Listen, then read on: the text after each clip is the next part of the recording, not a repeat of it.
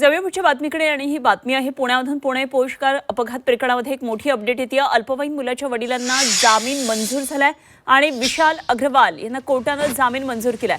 आरोपीच्या वडिलांना सुप्रीम कोर्टाने हा दिलासा दिलाय। सुप्रीम कोर्टाकडून काही अटींसह जामीन मंजूर झालेला आहे। सर्वोच्च न्यायालयाने संबंधित ट्रायल कोर्टला या प्रकरणाची सुनावणी लवकर पूर्ण करण्याचे निर्देश दिलेले आहेत।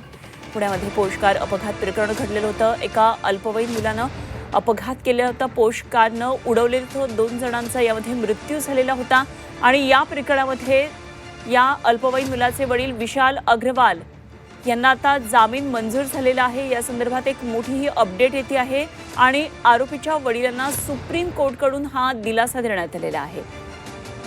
सुप्रीम कोर्टाकडून काही अटींसह जामीन मंजूर केलेला होता। सर्वोच्च न्यायालयाने संबंधित ट्रायल कोर्टला या प्रकरणाची आता सुनावणी लवकर पूर्ण करावी असे निर्देश दिलेले आहेत।